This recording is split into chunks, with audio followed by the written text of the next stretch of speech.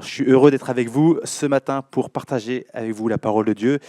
Et peut-être juste une première réflexion pour commencer. Est-ce que vous êtes peut-être déjà inquiété pour une personne que vous savez confrontée à de mauvaises influences. Et vous vous dites, j'espère que cette personne saura faire des bons choix. C'est peut-être un souci que vous pouvez avoir pour les frères et sœurs, pour des amis, et peut-être en tant que parent pour vos enfants, et vous priez, vous dites, j'espère qu'il va prendre des bonnes décisions. Et on veut équiper un maximum, par exemple, les enfants pour qu'ils puissent non pas simplement dire fais pas ci, fais pas ça, dans le sens ça c'est pas bien, ça c'est pas ci, mais on veut leur expliquer pour qu'ils puissent comprendre, qu'ils puissent être eux-mêmes en capacité de pouvoir discerner. Et en fait, c'est un peu le cas ici. On est dans cette épître aux Philippiens, cette lettre qui a été écrite à l'église de Philippe, aux chrétiens de l'église de Philippe. Et elle est très amicale. Et on a l'apôtre Paul qui, plein de tendresse, plein d'amour pour cette église, manifeste toute sa joie, cette reconnaissance, mais aussi il va les mettre en garde contre les différentes influences. Mais bien plus que simplement de les mettre en garde, il va leur donner les moyens nécessaires pour pouvoir discerner ce qui a de la valeur afin de vivre pour ce qui en a. Discerner ce qui a de la valeur afin de vivre pour ce qui en a. Donc, à contrario, de ne pas vivre pour ce qui n'a pas de valeur, pour ne pas se tromper de cible. Le texte est tellement dense ici, on arrive dans Philippiens chapitre 3. Et j'ai ici un peu le titre que je donne, cette réflexion avec laquelle vous pouvez partir. Ce début de réflexion, discerne ce qui a de la valeur afin de vivre pour ce qui en a. Discerne ce qui a de la valeur afin de vivre pour ce qui en a. Et on est dans Philippiens chapitre 3. Et je vous invite à prendre Philippiens chapitre 3 si vous avez une Bible. Sinon, il y en a dans l'entrée, n'hésitez pas. Et on va lire ce passage. Alors, j'ai mis un post-it, Philippiens chapitre 3. Et nous sommes du coup dans une série de prédications sur cette épître. Si vous voulez revoir les autres prédications, eh bien, vous pouvez les retrouver sur notre chaîne YouTube donc de l'Église des Halles. Et je commence au verset 2 de chapitre 3 de Philippiens. Faites attention aux chiens, faites attention aux mauvais ouvriers, faites attention aux faux circoncis. En effet, les vrais circoncis, c'est nous qui rendons notre culte à Dieu par l'Esprit de Dieu, qui plaçons notre fierté en Jésus-Christ et qui ne mettons pas notre confiance dans notre condition. Pourtant, moi-même, je pourrais mettre ma confiance dans ma condition. Si quelqu'un croit pouvoir se confier dans sa condition, je ne le peux plus encore. J'ai été circoncis le 8e jour. Je suis issu du peuple d'Israël, de la tribu de Benjamin, hébreu né d'Hébreux. En ce qui concerne la loi, j'étais pharisien. Du point de vue de zèle, j'étais persécuteur de l'Église par rapport à la justice de la loi. J'étais irréprochable. Jusque-là, la parole de Dieu, c'est 5 versets et on arrive avec une première réflexion. Le premier point que j'aimerais bien aborder avec vous, discerne ce qui a de la valeur. L'apôtre Paul ici met en garde des personnes qui se veulent influentes dans l'Église et dont les motivations sont mauvaises. Il emploie 3 qualificatifs pour les décrire qui en disent long. Faites attention aux chiens. Et n'imaginez pas un joli et mignon petit bouvier bernois plein de poils ou un joli petit chiot, un petit chihuahua, mais on parlait bien ici, à l'époque, des chiens qui étaient comme des charognards, des bêtes qui étaient loin d'être amicales et qui étaient plutôt au fils d'une présence effrayante, imprévisible et dangereuse. Dans la Bible, quand on parle des chiens, ça correspond à ceux qui sont indignes des choses saintes, qui sont insensibles et qui sont guidés par leurs appétits. C'est le genre de chien que tu rencontres, dont tu ne voudrais pas faire la rencontre. Ce n'est pas forcément le type d'animal avec qui tu ferais une promenade gentiment. Mais aussi, faites attention aux mauvais ouvriers. C'est ceux qui œuvrent ou qui veulent œuvrer dans l'Église. Et eux, mauvais ouvriers, nous dit tout sur eux. C'est qu'ils font un mauvais travail. Ils ne font pas leur travail. Au contraire, la Bible nous dit qu'ils trompent. Et si je devais dire, est-ce que ça te dirait d'aller voir un mauvais médecin ou un mauvais dentiste pour faire retirer ta dent? Je crois naturellement, vous me direz, non, merci du contact, mais je ne suis pas intéressé. L'apôtre Paul les avertit encore en disant, faites attention aux faux circoncis, ou littéralement ceux qui mutilent la chair. Et ce sont des personnes judaïsantes, donc qui pratiquer les rites juifs qui enseignent que la circoncision et l'observance de la loi sont nécessaires au salut. Ce sont des religieux qui prétendent appartenir à Dieu, mais dont le cœur est loin. Il faut faire des rites, il faut faire des choses afin de pouvoir gagner Dieu. Et en fait, ils sont tout l'inverse de ceux qui appartiennent véritablement au peuple de Dieu. Les vrais circoncis ne sont pas ceux qui ont la marque dans leur chair, mais ceux qui, marqués du cœur par le Saint-Esprit, vivent en cohérence. L'appartenance à Dieu n'est pas une question d'apparat, mais une vie tournée vers Dieu, ancrée en Christ, marquée par le Saint-Esprit. On le revoit dans le verset 3 qui nous dit « En effet, les vrais circoncis, c'est nous qui rendons notre culte à Dieu par l'Esprit de Dieu, qui plaçons notre fierté en Jésus-Christ et qui ne mettons pas notre confiance dans notre condition, comme pour un rappel discerné. » Ce qui veut dire, c'est que ces personnes-là, ces chiens, ces faux ouvriers, ces personnes qui veulent, ces faux circoncis, ces faux croyants, eh bien, ils veulent faire tout l'inverse de ce que nous sommes en Jésus-Christ. Ils rendent un culte à toutes choses possibles et inimaginables, mais pas à Dieu. Ou bien ils le font de manière complètement religieuse, sans avoir le Saint-Esprit. Et pourtant, la Bible nous dit que c'est le Saint-Esprit qui nous convainc de péché. Et c'est le Saint-Esprit qui encore nous conduit à la foi. Et il est impossible de venir à Dieu et lui rendre un culte véritable sans avoir le Saint-Esprit. Nous voyons également, à contrario de ce que nous sommes en Christ, que ces personnes-là placent leur fierté, leur gloire et dans bien des choses, mais pas en Jésus-Christ. Ce qui a le plus important, c'est eux-mêmes, c'est leur chemin, c'est tout ce qu'ils veulent. Et pourtant, Jésus, c'est le chemin, la vérité, la vie, le seul accès possible à Dieu. Difficile d'être acceptable devant Dieu sans l'Esprit Saint, sans Jésus-Christ. Et dernièrement, ils placent leur confiance, leur amour, leur sécurité et leur valeur dans leurs propres conditions. Je suis. C'est parce que moi, j'ai la capacité. Dieu me trouvera juste par moi-même. Parce qu'ils sont, par la capacité, parce qu'ils ont acquis. Et c'est intéressant parce que l'apôtre Paul, eh bien, il avait de quoi se vanter de sa condition et de compter dessus. Et certainement bien plus que ces personnes qui souhaitent influencer.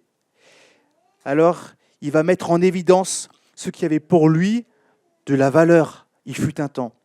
Il sait de quoi il parle, parce que ces personnes-là, c'était lui autrefois. Et il va mettre en évidence son appartenance au peuple de Dieu. Il était circoncis au 8e jour, hébreu de la tribu de Benjamin. En fait, c'est un gars pure souche. C'est un vrai de la vraie. Il nous parle aussi de sa rigueur d'autrefois dans la pratique religieuse. Il appartenait à un groupe religieux, les pharisiens les plus stricts, les plus respectables. Il avait le zèle. Il était engagé et investi pour faire ce qui est juste avec une sincérité pour la religion. Il allait persécuter les chrétiens parce que c'était quoi ces gens qui annonçaient un évangile qui était différent? Je vais combattre ce qui pensait être mal. Il avait sa bonne moralité qu'il considérait comme irréprochable selon les critères de la loi. Alors, il avait tout pour être admirable. Et aujourd'hui, on pourrait dire, dans le milieu chrétien, je viens d'une famille chrétienne. Je suis enfant de pasteur, de responsable d'église. J'ai lu la Bible plusieurs fois. Et je l'ai sur ma table de chevet. Et je prie le matin et le soir. Je connais plein de références bibliques. Je suis impliqué dans l'église. Je suis là ce dimanche matin. Alors Dieu, forcément, m'acceptera. Je respecte ce qu'ordonne la Bible. Mais même au-delà, on pourrait dire, moi je viens d'une bonne famille. Je suis honnête, je suis un honnête citoyen. Je trie mes déchets, je suis impliqué dans des œuvres caritatives. Je suis aimé par mes amis. Je fais de mon mieux pour faire ce qui est bien. Je pense même aux autres avant de penser à moi, mais je sais dire non. Et j'en passe.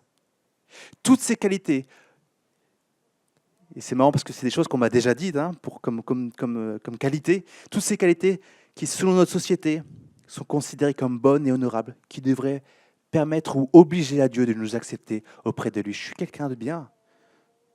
Et il y a des gens bien pires que moi. Donc, entre guillemets, tu es obligé de m'aimer. Et pour lister concrètement ces propos, l'apôtre Paul va poursuivre la présentation de son propre exemple.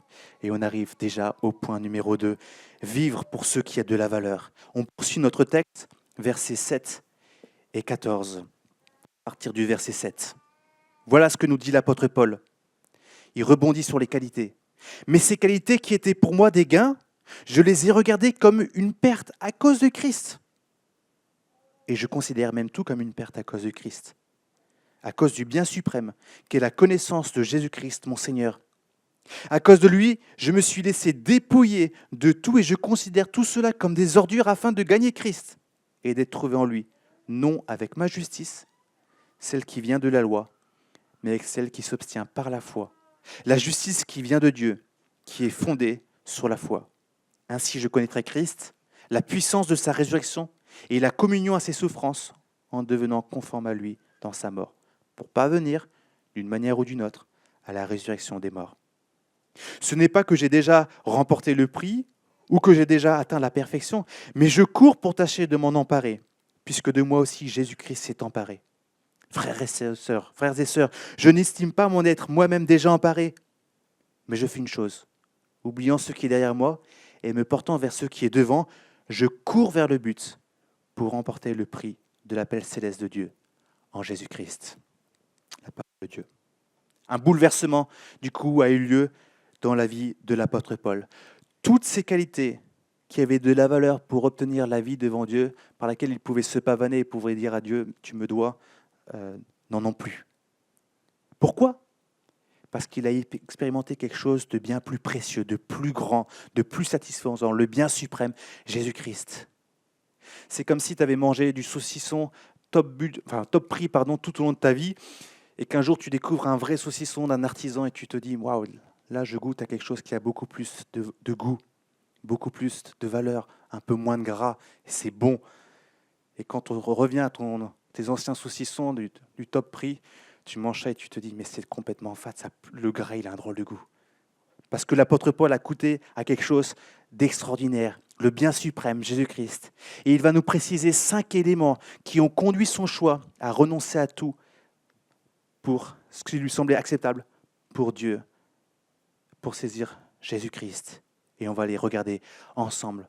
Le premier point, c'est connaître Jésus-Christ, le Seigneur. Et non pas simplement une simple théorie en disant « oui, Jésus, j'ai déjà lu dans ma Bible, je connais rapidement, j'ai déjà vu sur une croix dans des églises, etc. » Non, Jésus-Christ, que l'on peut connaître personnellement, parce qu'il n'est pas lointain, il n'est pas indifférent à celui qui le suit. Il nous connaît et il nous parle. Il est présent lui-même tous les jours jusqu'à la fin du monde. C'est lui qui parle en notre faveur auprès de Dieu le Père. Et nous pouvons vivre ce lien avec lui, nous pouvons lui parler, nous pouvons expérimenter sa présence et nous réjouir en lui. Deuxième élément qui lui a fait tout rejeter pour Christ, c'est la justice qui s'obtient par la foi en Christ. Alors que la conscience nous accuse et que nos efforts pour gagner la faveur de Dieu nous font crouler sous un fardeau impossible, insurmontable, Jésus apporte la délivrance. Celui qui croit, qui reconnaît son péché et s'en détourne, Jésus prend sur lui son péché et le recours de sa vie juste, obéissante et sans péché. Ainsi, celui qui obtient la justice de Jésus-Christ n'est plus condamnable. Il est en règle avec Dieu, il est en paix avec le Créateur.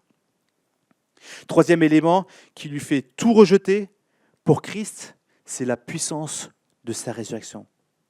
C'est l'assurance de la victoire complète de Jésus-Christ sur le péché, qui se traduit en nous par l'assurance de la pleine satisfaction de Dieu face au sacrifice de Christ qui nous sauve. Nous sommes morts avec Jésus-Christ pour ressusciter à une vie nouvelle.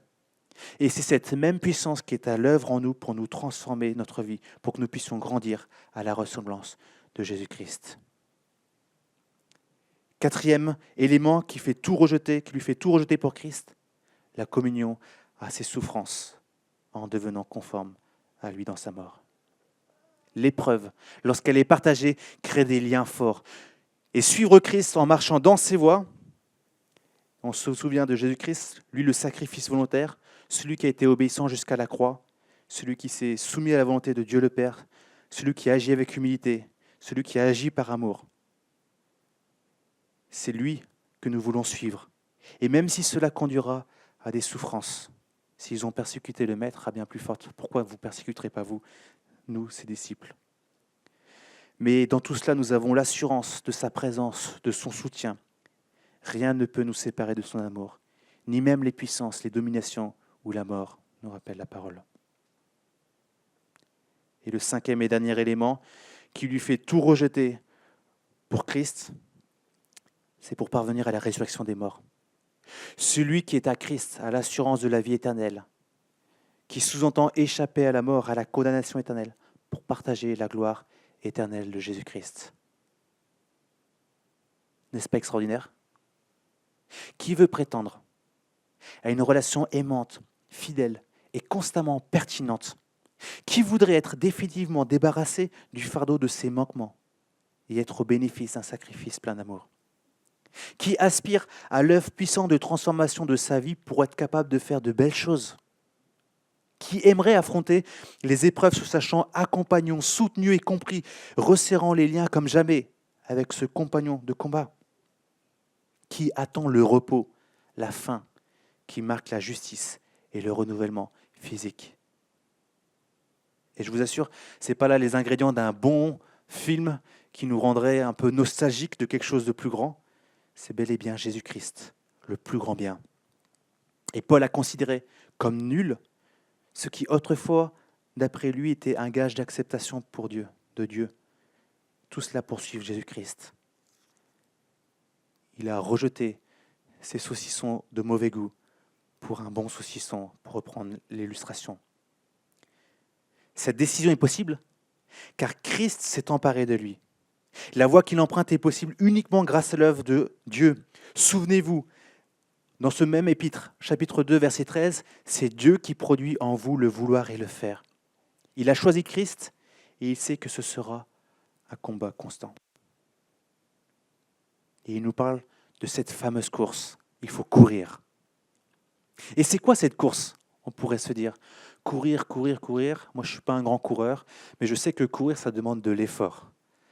Et courir, surtout si tu cours sur du long terme, il faut une sacrée motivation. Il faut que tu sois sûr que ça en vaille la peine. C'est pour ça que je ne cours pas. Alors, c'est quoi cette course? La vie de disciple à la suite de Jésus-Christ, qui se prolonge toute notre vie. Quand on est à Christ, on est embarqué dans cette course. Et si tu t'arrêtes, c'est dommage parce que la course continue tout au long de ta vie. Et le point de départ, la ligne d'arrivée, c'est quand tu meurs. Courir une course implique un effort dans une direction. Et la vie chrétienne cohérente implique d'avancer. En Éphésiens, chapitre 2, l'apôtre Paul nous présente 3 défis dans cette course. Pourquoi l'apôtre Paul nous dit qu'il faut courir, oubliant ce qui est derrière, il court, il persévère, et il rappelle 3 dangers, 3 difficultés. Il nous rappelle qu'on doit faire face à un monde qui ne va pas du tout dans les voies de Dieu. Et finalement, il nous dit tu vas devoir courir à contresens, comme de cette foule qui pourrait t'écraser, ou ce courant d'eau qui t'emporte. Il faut que tu cours à contresens d'une vie qui ne connaît pas Dieu, qui ne reconnaît pas Dieu, qui ne t'encourage pas à marcher dans ses voies. Il nous apprend aussi que la vie chrétienne cohérente nous implique à faire face à des épreuves, des difficultés, des tentations, des tromperies, des accusations du diable et de ses sbires. La vie chrétienne cohérente implique encore de tenir en bride notre instinct naturel qui, lui, a tendance à vouloir détrôner le roi pour prendre sa place. Je veux être mon propre roi. La vie chrétienne est un défi, une course. Mais rassurez-vous, pour vous qui avez prévu de prévoir vos vacances la semaine prochaine ou qui mettez de l'argent pour acheter une voiture, eh bien, il n'est pas mauvais d'avoir des projets, rassurez-vous. Mais ça devient gênant lorsque ces projets prennent une telle importance au point de devenir le sens de votre vie. Le jour où j'aurai fini mes études, que j'aurai ce diplôme, je serai véritablement une personne. Quand j'aurai ce métier, je montrerai à tout le monde quelle valeur et je pourrai écraser ceux qui m'ont écrasé. Je montrerai à mes parents ceux que je vaux. Le jour où j'aurai trouvé cette femme, cet homme qui sera mon épouse, mon époux, j'aurai réussi ma vie. Je serai pleinement aimé, je vivrai l'amour idéal et parfait. Quand j'aurai ma maison, je serai chez moi, j'aurai ma demeure, je serai confortablement installé. Ça sera extraordinaire. Quand je serai en vacances, je connaîtrai le vrai repos. Ou mieux encore, quand je serai à la retraite. Voilà le but de ma vie. Enfin le repos, le camping-car, les vacances à vie, paisiblement. Je profite. J'ai bien suffisamment bossé. Plein de projets qui peuvent devenir pour nous des pièges, qui peuvent faire toute notre valeur, tout notre objectif de vie. Et et quel que soit notre âge. Paul sait qu'il n'a pas encore atteint le but, il n'a pas encore atteint la perfection, comme certains l'enseignaient.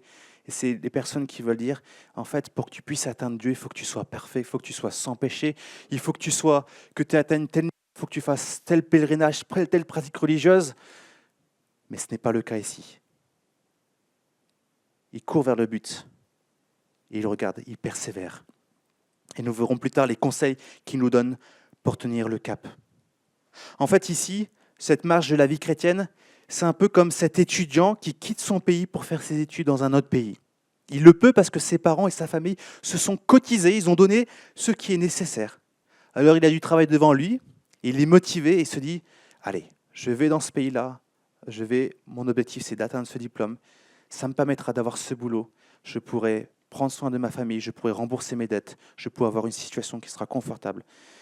Je vais relever ce défi. » Et il sait, quand il vient dans ce pays, qu'il y aura le changement culturel, qu'il va devoir s'adapter, apprendre des nouvelles choses. Et puis, il est confronté à ce pays, ce beau pays, la France, vous l'aurez deviné, avec ses beaux paysages, sa culture, ses beaux bâtiments, cette belle Picardie, plein de choses à voir. Et en fait, il pourrait être complètement tenté à dire « Bon, les études, c'est bien sympa, mais ce que je vais faire là, c'est que je vais profiter de toutes les belles choses qui sont là. Je vais profiter des gens, je vais voir les choses, je vais voyager partout. » Oh, les études, c'est pour plus tard, pour plus tard, pour plus tard. Et nous savons qu'en prenant une direction comme ça, le grand problème, c'est qu'il concentre tous ses efforts, tout cela, il abandonne ses études. Et il loupe ses études. Et après, il doit rentrer à la maison en disant « Coucou, merci pour ce que vous avez investi, mais j'ai tout mis en l'air parce que j'ai tout profité pour moi-même. » Mais il pourrait aussi choisir de dire « Oui, il y a plein de belles choses à faire, mais je tiens le cap. Il faut que ça nécessite un sacrifice. Oui, il y a peut-être des choses, je pourrais peut-être revenir plus tard en vacances, mais je veux persévérer, je veux tenir le coup, parce que je me souviens de ce que mes parents ont investi, je me souviens de la voie que je veux persévérer, que je veux prendre. Je sais que ça apportera plus par la suite, et il peut choisir de persévérer. Deux choix, deux possibilités, peut-être des fois des écarts, mais au moins un objectif qui doit rester constant.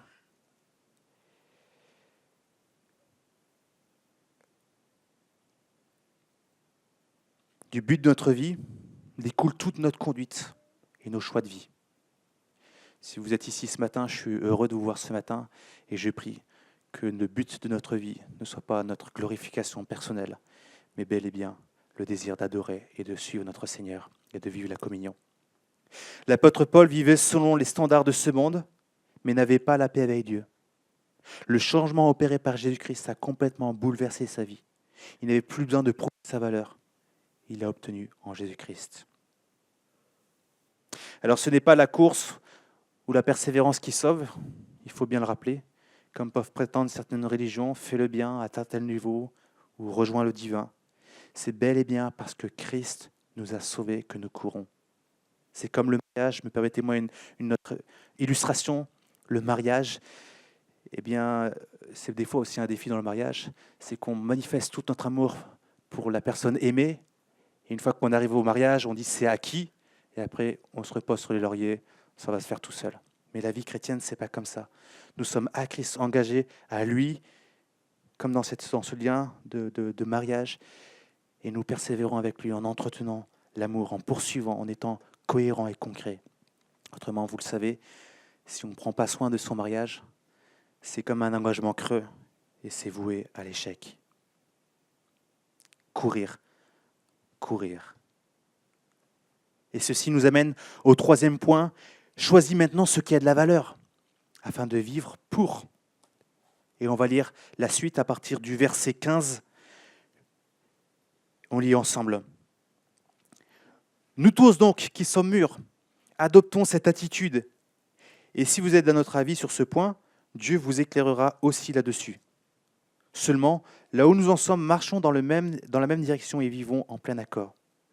Soyez tous mes imitateurs, frères et sœurs, et portez le regard sur ceux qui se conduisent suivant le modèle que vous avez en nous. En effet, beaucoup se conduisent en ennemis de la croix de Christ, que je vous ai souvent parlé d'eux, et je le fais maintenant encore en pleurant. Leur fin, c'est la perdition. Ils ont pour Dieu leur ventre. Ils mettent leur gloire dans ce qui fait leur honte.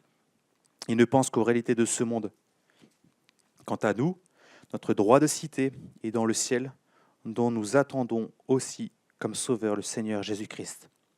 Il transformera notre corps de misère pour le rendre conforme à son corps glorieux, par le pouvoir qu'il a de tout soumettre à son autorité. Et à ce stade de la réflexion, je pense qu'il est nécessaire de s'arrêter et de s'interroger. Où en sommes-nous ? Quel est le sujet de notre gloire ? Suivons-nous la voie de ceux qui se confient dans leurs conditions ou comptons-nous sur la justice en Christ qui s'obtient par la foi ? Et ce n'est pas des questions anodines qu'on pourrait passer comme ça et que je vous invite vraiment à réfléchir, parce que c'est des questions dont dépend toute notre éternité, toute notre vie, toute notre relation avec Dieu en Jésus-Christ. Et d'autres questions, vers quel but courons-nous ? Qu'est-ce qui naturellement occupe nos pensées ? Quel sujet suscite en nous des fois des réactions démesurées ? On se dit, ouais, pourquoi je m'énerve pour un sujet si anodin ? Qu'est-ce qui sollicite notre temps ? Dans quoi investissons-nous notre argent ? Ou quels sont les sujets que nous voulons voir accomplis et pour lesquels nous souhaiterions que Jésus attende avant de revenir pour porter le jugement ? Reviens pas tout de suite parce que je n'ai pas fini. J'ai encore un super repas demain, donc reviens après-demain. Mon repas a tellement d'importance. Et il y a aussi une réalité, c'est que nous sommes tous concernés. Souvenez-vous, Paul s'adresse aux membres de l'église de Philippe, mais également aux responsables et aux diacres, au premier verset de ce livre. Chacun d'entre nous, moi y compris, je me prêche à moi-même. Et nous voyons ici que dans cette partie, si nous sommes mûrs, alors nous adopterons la même attitude que Paul, car elle est cohérente avec les commandements bibliques. La parole est très claire. Souvenez-vous les paroles de Jésus qu'on a chantées en partie. Il nous dit en Marc 8, 34, « Celui qui veut être mon disciple, qu'il renonce à lui-même, qu'il se charge de sa croix et qu'il me suive. » Et si on n'est pas du même avis aujourd'hui, eh bien Dieu nous éclairera. Pourquoi ? Parce que celui qui a été saisi par Christ ne peut pas continuer de vivre sa vie comme si de rien n'était. Forcément, l'Esprit en lui l'interpellera pour dire « Marche à ma suite, porte ta croix, renonce à toi-même et suis-moi. » Le Saint-Esprit éclairera en son temps pour le conduire à la vie de cohérence. Et Dieu met en lumière au fur et à mesure les points dans nos vies que nous devons lui soumettre ou bien abandonner. Et toute la vie est une course durant laquelle Dieu nous forme, nous enseigne, nous transforme pour que nous puissions grandir à la ressemblance de Christ. Et Paul, de manière très concrète, va nous confier 4 recommandations pour courir avec foi, pour courir avec persévérance. 4 recommandations. Et nous qui sommes vers la fin de la course, au début de la course ou au milieu de la course, on ne sait pas, que ces recommandations nous encouragent et nous aident. Premièrement, il nous dit que la course est communautaire. Marchons d'un même pas, au verset 16. Et vous m'avez certainement déjà entendu dire, c'est ce que j'aime bien dire, en fait ici on est tous en train de courir. Mais ce n'est pas un marathon pour savoir qui arrivera le premier. Hop, un croche-pied, et puis comme ça, je bouscule les autres, je prends un raccourci et j'arrive le premier, youpi, je suis gagné. Ce n'est pas ça du tout la course. C'est peut-être ce que la société veut nous faire croire, mais la course est communautaire. On marche ensemble, on se soutient mutuellement, parce que notre objectif c'est d'arriver ensemble. Et on ne veut pas laisser quelqu'un qui tombe. On veut le relever, on veut l'encourager, on veut l'interpeller. Nous prions les uns pour les autres, nous nous soutenons mutuellement, nous nous encourageons et nous nous reprenons avec amour, grâce et vérité. Nous mettons nos dons au service des uns des autres en ayant à vue l'édification. Nous sommes enseignés et nous réfléchissons ensemble lors des cultes. Nous sommes conduits dans la louange, dans nos réflexions. Durant les groupes de maison, les cultes, on est encouragés, on est édifiés. Nous confessons nos péchés les uns aux autres. Ou dans des plus petits groupes en 1 à 1, nous sommes formés, accompagnés, et j'en passe. L'église, on s'encourage, on persévère à aller à l'avance. Et si tu vis seul loin de ton église, ça va être difficile pour toi de te tenir le coup. Parce que quand tu tombes, quand tu chutes, quand tu t'éloignes, quand tu te trompes de chemin, tu n'as pas forcément quelqu'un qui te dit « Hey, attention !» et qui t'aide. Et c'est beaucoup plus compliqué. c'est voire difficile de ne pas s'abandonner. Deuxième recommandation pour courir avec persévérance, Paul nous invite à prendre de bons modèles, verset 17. L'exemple de Paul, qui a et qui avait tellement de qualités selon ce monde, mais qui a été choisi par Christ et qui a choisi Christ, en est un exemple. Mais aussi dans cette lettre, nous voyons Timothée, Épaphrodite, qui n'ont pas cherché l'intérêt, mais ceux de Jésus. Cela sont des exemples qui nous permettent de discerner quels sont les bons exemples. Il est intéressant de voir aussi que Paul, avec Timothée, se présentent comme des serviteurs, esclaves de Christ dans cet épître. Il s'agit de discerner les bons modèles. Et ce n'est pas une mince affaire lorsque l'on considère le nombre de vidéos chrétiennes disponibles en ligne, lorsqu'on considère les articles et les livres chrétiens. Et en ça, c'est vraiment effrayant, ce à quoi on peut être confronté. En creusant un peu, on découvre qu'un grand nombre sont loin de l'évangile de Jésus-Christ. Ils sont à côté de la plaque. Et si on n'a pas de discernement, on gobe tout, on fait « oui, amen, c'est mignon, j'accepte tout ». Et on est entré dans le mensonge. Attention à ce que vous regardez, attention à ce que vous écoutez, attention. Un jour, on fera un sujet spécialement sur tout ça, tellement ça me semble important. Voilà pourquoi je recommande une autre chose qui est aussi un élément, une recommandation pour courir, se séparer des ennemis de la croix. Et vous voyez, et c'est vraiment important, ce qui est effrayant, qui est attristant, qui attriste Paul, c'est qu'il y en a beaucoup. Ils sont nombreux, ceux qui se conduisent en ennemis de la croix, malgré l'apparence religieuse, les titres, leur éloquence, ou même leurs signes miraculeux, qui renient l'œuvre de Jésus-Christ à la croix, qui détournent, transforment ou abandonnent l'évangile de Jésus-Christ.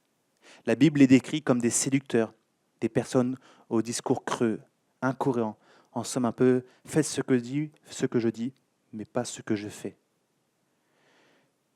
Des pasteurs autoproclamés, des prophètes, des docteurs, des gens qui disent « moi j'ai une révélation particulière » et qui mènent en bateau beaucoup de gens parce qu'ils ont une belle éloquence, parce qu'ils sont beaux, parce qu'ils ont les moyens, parce qu'ils tirent sur la corde sensible, ils entraînent dans l'erreur. Et malheureusement, il y en a beaucoup.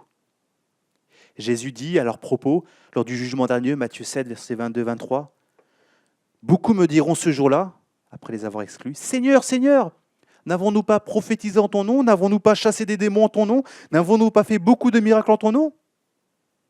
Jésus alors leur dira ouvertement, « Je ne vous ai jamais connus. Éloignez-vous de moi, vous qui commettez le mal. » Et là, on a le top du niveau de CV de dire ces gens-là étaient admirables, tout ce qu'ils faisaient. Ils avaient tous les signes pour montrer que « oh là là !» Et Paul va dénoncer leur motivation. Et si vous regardez, c'est exactement tout l'inverse de ce qu'on a vu au verset 1, qui est nos motivations chrétiennes, de vivre un culte à Dieu au travers de Jésus-Christ, de vivre la gloire et la fierté en Christ, de ne pas vivre sous notre condition. Leur motivation, c'est leur Dieu, c'est leur ventre. Il y a une recherche de profit, du plaisir, de leur appétit, ce qui est bon, ce qui me fait plaisir, ce qui me nourrit. Ils placent leur gloire dans ce qui est honteux. Ils prennent plaisir et se vendent de ce qui déplaît à Dieu. Ils vivent comme si leur vie se limitait à la vie terrestre. J'engrange, plein de gloire, plein d'argent, j'ai tout plein de biens, les gens m'adulent, etc. Mais ils ne considèrent pas l'éternité, la suite. C'est tout le contraire des véritables convertis. Et nous voyons que pour ces gens, leur destinée, c'est la perdition. Alors, la question, qui souhaiterait suivre celui qui fonce dans le mur? Qui est-ce qui souhaiterait investir dans une entreprise qui va inévitablement faire faillite? Qui est-ce qui veut voyager dans la même voiture de la personne qui va faire un accident grave? J'ai beaucoup apprécié l'humilité d'un frère qui est venu me demander conseil à propos d'une vidéo de prière chrétienne. Il est venu me voir, il m'a dit « Qu'est-ce que tu en penses ?» Et j'ai été content de prendre ce temps pour regarder ces quelques vidéos, pour dénoncer ce qu'il y avait dedans.